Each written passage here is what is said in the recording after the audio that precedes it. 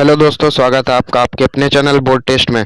तो दोस्तों, आज के इस वीडियो में हम लोग केमिस्ट्री के 28 वीवीआई क्वेश्चंस को कवर करेंगे, जो आपके 2020 बोर्ड एग्जाम में काफ़ी इम्पोर्टेंट साबित होंगे। तो दोस्तों चलिए बिना टाइम वेस्ट किए हुए शुरू करते हैं। जैसा कि आप देख पा रहे होंगे, फर्स्ट नंबर क्वेश्चन लिखा हुआ है, किसमें HCP क्रिस्टल संरचना होती है? किसमें HCP क्रिस्टल संरचना होती है? Which has HCP crystal structure? तो इसका सही आंसर हो जाएगा दोस्तों ऑप्शन नंबर गो, यानी कि जिंक, यानी कि ऑप्शन नंबर सी हो जाएगा जिंक। जिंक में जो है HCP क्रिस्टल संरचना होती है। नेक्स्ट क्वेश्चन है दोस्तों, प्रथम क्रम के प्रतिक्रिया के लिए वेग स्थिरांक की इकाई होती है। The unit of rate constant of first order reaction, यानी कि फर्स्ट ऑर्डर रिएक्शन के लिए वेग स्थिरांक जो होता है, यानी कि रेट कांस्टेंट की इकाई क्या होती है? तो इसका सही आंसर हो जाएगा दोस्तों ऑप्शन नंबर क, यानी कि 1/टाइम, यानी कि समय इनवर्स। समय इनवर्स जो होता है फर्स्ट ऑर्डर रिएक्शन के लिए क्या होता है? रेट कांस्टेंट का यूनिट होता है। तो दोस्तों ये क्वेश्चन आपके एग्जाम के लिए काफी इंपॉर्टेंट है, तो इसको आप जरूर ध्यान रखेंगे। नेक्स्ट क्वेश्चन की ओर बढ़ते हैं दोस्तों। अगला क्वेश्चन है दोस्तों, निम्न में से कौन एक अवरोधक है? निम्न में से कौन एक अवरोधक है? यानी कि लिखा हुआ विच of the following is an insulator, यानी कि इनमें से कौन इंसुलेटर है, अवरोधक है? तो इसका सही आंसर हो जाएगा दोस्तों option number C. Option number C यानी कि डायमंड। क्या हो जाएगा दोस्तों? ऑप्शन नंबर सी यानी कि डायमंड जो है वो क्या है? अवरोधक है, यानी कि इंसुलेटर है। इससे करेंट पास नहीं होती है। नेक्स्ट क्वेश्चन की ओर बढ़ते हैं दोस्तों। अगला क्वेश्चन है, NaCl sodium ion Na+ ion का सहसंयोजन संख्या कितना होता है? Coordination number of sodium ion Na+ in NaCl, यानी कि NaCl में जो है सोडियम आयन यानी कि Na+ का जो कोऑर्डिनेशन नंबर होता है वो कितना होता है? तो इसका सही आंसर हो जाएगा दोस्तों ऑप्शन नंबर डी, यानी कि 5 होता है। कितना होता है दोस्तों? ऑप्शन नंबर डी यानी कि 5 होता है इसका सहसंयोजन संख्या, यानी कि कोऑर्डिनेशन नंबर जो होता है सोडियम आयन का NaCl में कितना होता है? 5 होता है। तो इसको आप जरूर ध्यान रखेंगे दोस्तों, ये भी क्वेश्चन आपके एग्जाम के लिए काफी इंपॉर्टेंट है। नेक्स्ट क्वेश्चन की ओर बढ़ते हैं दोस्तों। अगला क्वेश्चन है दोस्तों, निम्नलिखित में अगला क्वेश्चन है दोस्तों, निम्नलिखित में कौन अक्रिस्टलीय ठोस पदार्थ है? Which one of the following is non crystalline और अमोर्फस, यानी कि इनमें से कौन नॉन क्रिस्टलाइन या अमोर्फस सॉलिड है, यानी कि इनमें से कौन अक्रिस्टलीय ठोस पदार्थ है? तो इसका सही आंसर हो जाएगा दोस्तों ऑप्शन नंबर सी, यानी कि कांच। ये जो कांच है ये सॉलिड तो है लेकिन अमोर्फस है या फिर नॉन क्रिस्टलाइन है। अमोर्फस मतलब बोलते हैं जिसको झूठा सॉलिड बोलते हैं। क्या बोलते हैं दोस्तों? झूठा सॉलिड। तो इनमें से क्या हो जाएगा? झूठा सॉलिड, यानी कि कांच हो जाएगा, जिसको नॉन क्रिस्टलाइन भी बोला जाता है। नेक्स्ट क्वेश्चन की ओर बढ़ते हैं दोस्तों। अगला क्वेश्चन है, स्वर्ण संख्या सबसे कम होती है। स्वर्ण संख्या सबसे कम होती है, तो इसका सही आंसर हो जाएगा दोस्तों ऑप्शन नंबर ए, यानी कि जिलेटिन में। किसमें दोस्तों? जिलेटिन में जो है स्वर्ण संख्या यानी कि सबसे कम होती है। नेक्स्ट क्वेश्चन की ओर बढ़ते हैं दोस्तों।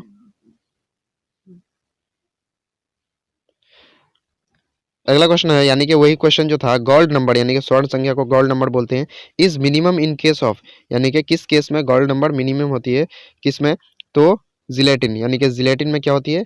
गोल्ड नंबर जो है वो सबसे कम होती है। नेक्स्ट क्वेश्चन है दोस्तों, थर्माइट विधि में अपचायक होता है।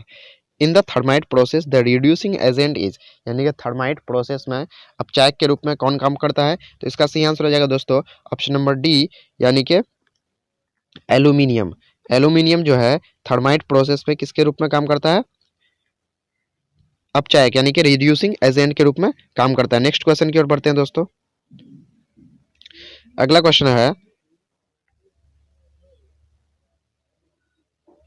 अगला क्वेश्चन है दोस्तों, सल्फाइड एस के सांद्रण की विधि है। सल्फाइड एस के सांद्रण की विधि है, यानी कि the process employed for the concentration of sulphide ore is. तो इसका सही आंसर हो जाएगा दोस्तों ऑप्शन नंबर ए, यानी कि झाग प्लवन, यानी कि फ्रोथ फ्लोटेशन।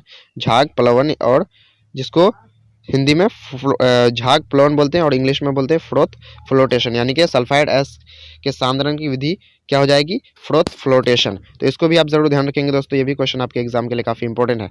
नेक्स्ट क्वेश्चन की ओर बढ़ते हैं दोस्तों। अगला क्वेश्चन है, कैसीटेराइट एस्क है। कैसीटेराइट एस्क है। कैसीटेराइट इज एन ओर ऑफ, यानी कि कैसीटेराइट किसका अयस्क है? तो इसका सही आंसर हो जाएगा दोस्तों ऑप्शन नंबर डी, यानी कि एसएन का। किसका दोस्तों? एसएन, यानी कि टिन का। नेक्स्ट क्वेश्चन की ओर बढ़ते हैं दोस्तों। अगला क्वेश्चन है दोस्तों, सिनेबार, सिनेबार है यानी कि सिनेबार इज, तो इनमें से कौन सिनेबार है, किस कौन सिनेबार है, तो इसका सही आंसर हो जाएगा दोस्तों ऑप्शन नंबर ए यानी कि HGS। HGS जो है उसी को सिनेबार कहा जाता है। HGS को ही क्या कहा जाता है दोस्तों, सिनेबार कहा जाता है, और इसको हम लोग सिंदूर भी कहते हैं। नेक्स्ट क्वेश्चन की ओर बढ़ते हैं दोस्तों। कार्बोजन किसका मिश्रण है, कार्बोजन किसका मिश्रण है, यानी कि which is the mixture of carbogen, which is the mixture of carbogen, तो इसका सही आंसर हो जाएगा दोस्तों ऑप्शन नंबर सी यानी कि O2 प्लस CO2 का, O2 प्लस CO2 का जो है मिक्सचर को क्या बोला जाता है, कार्बोजन बोला जाता है। क्या बोला जाता है, कार्बोजन, यानी कि कार्बन डाइऑक्साइड प्लस ऑक्सीजन के मिश्रण को क्या बोला जाता है, कार्बोजन बोला जाता है। तो ये भी क्वेश्चन आपके एग्जाम के लिए काफी इंपॉर्टेंट है दोस्तों, और इससे पहले 10th नंबर क्वेश्चन भी क्या है, काफी इंपॉर्टेंट है। नेक्स्ट क्वेश्चन की ओर बढ़ते हैं दोस्तों। अगला क्वेश्चन है दोस्तों, COEN2Cl2, COEN2Cl2 यानी COEN2Cl2 में कितने समावयवी संभव हैं, यानी कि how many isomers are possible in COEN2Cl2, यानी कि COEN2Cl2 में कितने समावयवी, कितने आइसोमर्स पॉसिबल हैं, तो इसका सही आंसर हो जाएगा दोस्तों ऑप्शन नंबर बी यानी कि 4। कितने समावयवी संभव हैं, यानी कि 4 इसमें समावयवी संभव हैं, यानी कि इसका सही आंसर हो जाएगा दोस्तों ऑप्शन नंबर बी यानी कि 4 जो है इसमें समावयवी संभव है। नेक्स्ट क्वेश्चन की ओर बढ़ते हैं दोस्तों। K4FeCN6, K4FeCN6 में Fe का परसंकरण है, the hybridisation of Fe in K4FeCN6, K4FeCN6 में Fe का जो है हाइब्रिडाइजेशन यानी कि परसंकरण कितना होता है दोस्तों, तो इसका सही आंसर हो जाएगा दोस्तों ऑप्शन नंबर डी यानी कि D2sp3, D2sp3 जो है इसका हाइब्रिडाइजेशन होता है। ठीक है दोस्तों, तो इसको आप जरूर ध्यान रखेंगे, ये क्वेश्चन भी आपके एग्जाम के लिए काफी इंपॉर्टेंट है। नेक्स्ट क्वेश्चन की ओर बढ़ते हैं दोस्तों। अगला क्वेश्चन, निम्न में से संघनक बहुलक है, निम्न में से संघनन बहुलक है, यानी condensation polymer among the following is, यानी कि condensation polymer among the following is, यानी निम्न में से संघनन बहुलक है, तो इसका सही आंसर हो जाएगा दोस्तों ऑप्शन नंबर डी यानी कि डेक्रोन। इनमें से कौन हो जाएगा दोस्तों, ऑप्शन नंबर डी यानी कि डेक्रोन जो है उसको संघनन बहुलक बोला जाता है, कंडेंसेशन पॉलीमर कहा जाता है। नेक्स्ट क्वेश्चन की ओर बढ़ते हैं दोस्तों। अगला क्वेश्चन नायलॉन 66 है, नायलॉन 66 क्या है दोस्तों, तो इसका सही आंसर हो जाएगा दोस्तों ऑप्शन नंबर ए यानी कि पॉलीमाइड। नायलॉन 66 जो है ये क्या है, पॉलीमाइड है दोस्तों। क्या है दोस्तों, पॉलीमाइड। तो ये क्वेश्चन भी आपके एग्जाम के लिए काफी इंपॉर्टेंट है, तो इसको आप जरूर ध्यान रखेंगे। नायलॉन 66 क्या है दोस्तों, पॉलीमाइड है। नेक्स्ट क्वेश्चन की ओर बढ़ते हैं दोस्तों। अगला क्वेश्चन है, निम्न में से कौन जैव अपघटनीय बहुलक है, which of the following is a biodegradable polymer, which of the following is a biodegradable polymer, यानी निम्न में से कौन जैव अपघटनीय बहुलक है, तो इसका सही आंसर हो जाएगा दोस्तों ऑप्शन नंबर डी यानी कि नायलॉन 66। नायलॉन 66 जो है वो जैव अपघटनीय बहुलक है। नेक्स्ट क्वेश्चन की ओर बढ़ते हैं दोस्तों। अगला क्वेश्चन है, एस्प्रिन है एक, एस्प्रिन क्या है दोस्तों एक, तो एस्प्रिन इसका सही आंसर हो जाएगा दोस्तों ऑप्शन नंबर बी यानी कि ज्वरनाशी है, यानी कि एंटी पैरेटिक है, एंटी पैरेटिक जो है ये कौन है, एस्प्रिन। तो दोस्तों ये भी क्वेश्चन आपके एग्जाम के लिए काफी इंपॉर्टेंट हो जाता है, ये हो सकता है आपके 2020 बोर्ड एग्जाम में पूछ लिया जाए, तो इसको आप जरूर ध्यान रखेंगे दोस्तों। एस्प्रिन क्या है दोस्तों, एक ज्वरनाशी है यानी कि एंटी पैरेटिक है, एंटी पैरेटिक है। नेक्स्ट क्वेश्चन की ओर बढ़ते हैं दोस्तों। अगला क्वेश्चन है, एक विस्तृत स्पेक्ट्रम एंटीबायोटिक है, एक विस्तृत स्पेक्ट्रम एंटीबायोटिक है, a broad spectrum antibiotic is, तो इसका सही आंसर हो जाएगा दोस्तों ऑप्शन नंबर डी यानी कि क्लोडेम फिनेकोल, फेनिकोल, क्लोडेम फेनिकोल, यानी कि इसका सही आंसर ऑप्शन नंबर डी हो जाएगा, यानी कि क्लोडेम फेनिकोल जो है ये विस्तृत क्या है, एंटीबायोटिक है। नेक्स्ट क्वेश्चन की ओर बढ़ते हैं दोस्तों।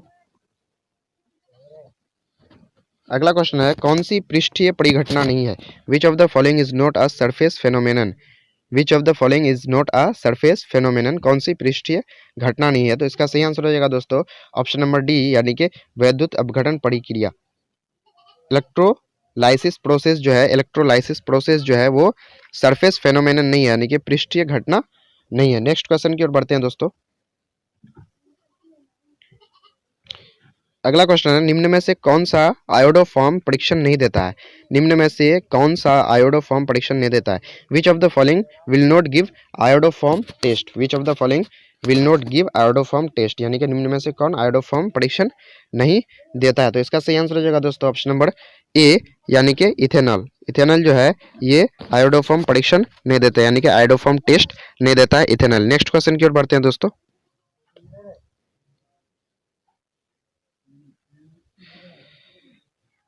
अगला क्वेश्चन दोस्तों, लैक्टिक अम्ल में कायरल कार्बन की संख्या है। लैक्टिक अम्ल में कायरल कार्बन की संख्या है, यानी कि the number of chiral carbon in lactic acid is, तो इसका सही आंसर हो जाएगा दोस्तों ऑप्शन नंबर सी, यानी कि एक। कितनी है दोस्तों इसमें? एक है, यानी कि एक इसमें कायरल कार्बनों की संख्या, यानी कि इसलिए ऑप्शन नंबर कितना हो जाएगा? सी हो जाएगा। तो दोस्तों ये क्वेश्चन भी आपके एग्जाम के लिए काफी इंपॉर्टेंट होता है, इसको भी आप जरूर ध्यान रखेंगे। नेक्स्ट क्वेश्चन की ओर बढ़ते हैं दोस्तों।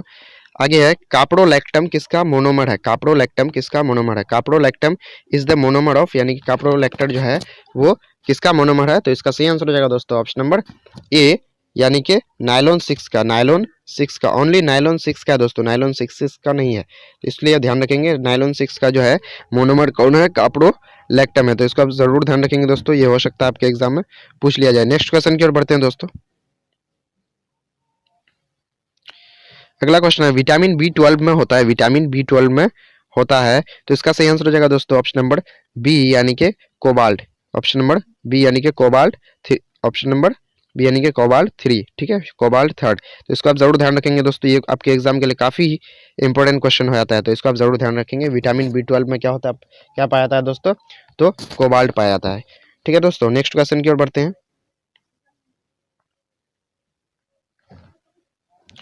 अगला क्वेश्चन है थायमिन है, थायमिन है, थायमिन इज, तो इसका सही आंसर हो जाएगा दोस्तों ऑप्शन नंबर ए, यानी कि 5 मेथिल मेथिल्यूरेसिल, यानी कि 5 मेथिल यूरेसिल। 5 मेथिल यूरेसिल जो है ये क्या है दोस्तों? थायमिन जो है, थायमिन क्या है? 5 मेथिल यूरेसिल है, 5 मेथिल यूरेसिल है। नेक्स्ट क्वेश्चन की ओर बढ़ते हैं दोस्तों। अगला क्वेश्चन है स्टार्च की मोनोमेरिक इकाई है, स्टार्च की मोनोमेरिक इकाई है, the monomeric units of starch is oblique are, तो इसका सही आंसर हो जाएगा दोस्तों ऑप्शन नंबर ए, यानी कि ग्लूकोज। ग्लूकोज जो है इसकी मोनोमेरिक इकाई है, स्टार्च की जो है मोनोमेरिक इकाई कौन है? तो ग्लूकोज है। नेक्स्ट क्वेश्चन की ओर बढ़ते हैं दोस्तों। अगला क्वेश्चन है, जैसा कि आप देख पा रहे होंगे, फॉर्मिक अम्ल को H2SO4 के साथ गर्म करने पर देता है। फॉर्मिक अम्ल को H2SO4 के साथ गर्म करने पर क्या देता है? Formic acid when heated with H2SO4 gives, तो H2SO4 यानी कि सल्फ्यूरिक एसिड को जो है वो बैटरी अम्ल भी बुलाया जाता है दोस्तों, ठीक है दोस्तों, यानी कि बैटरी में इसी का यूज किया जाता है। तो इसको, तो फॉर्मिक अम्ल को H2SO4 के साथ गर्म करने पर देता है, क्या देता है दोस्तों? तो इसका सही आंसर हो जाएगा दोस्तों ऑप्शन नंबर डी, यानी कि CO देता है, यानी कि कार्बन मोनोऑक्साइड देता है दोस्तों। क्या देता है? Carbon monoxide. तो दोस्तों ये भी क्वेश्चन आपके एग्जाम के लिए इंपॉर्टेंट हो जाता है। नेक्स्ट क्वेश्चन की ओर बढ़ते हैं दोस्तों। आगे करें, निम्न में से कौन सा परबल अम्ल है? निम्न में से कौन सा परबल अम्ल है? तो इसका सही आंसर हो जाएगा दोस्तों ऑप्शन नंबर ए, यानी कि HCOOH। HCOOH जो है ये कौन सा कैसा अम्ल है? परबल अम्ल है। कैसा अम्ल है दोस्तों? परबल अम्ल है। नेक्स्ट क्वेश्चन की ओर बढ़ते हैं दोस्तों। अगला क्वेश्चन, निम्न में से कौन अत्यधिक क्षारीय है? निम्न में से कौन अत्यधिक क्षारीय है? In which in the following which is most basic, in the following which is most basic, तो इसका सही आंसर हो जाएगा दोस्तों ऑप्शन नंबर डी, यानी कि CH3 CH3 NH। CH3 NH जो है वो सबसे ज्यादा क्या है? बेसिक है, CH3 NH। तो इनमें से सबसे ज्यादा बेसिक कौन हो जाएगा दोस्तों? CH3 NH। तो दोस्तों यहाँ पे हम लोग अपना लेक्चर खत्म करते हैं, यानी कि इस वीडियो में आपको अगर क्वेश्चंस अच्छे लगे हों और आपको लगे जो इनमें से कुछ क्वेश्चंस एग्जाम में आ सकता है, तो आप वीडियो को लाइक करें, शेयर करें और चैनल को सब्सक्राइब करना न भूलें। धन्यवाद।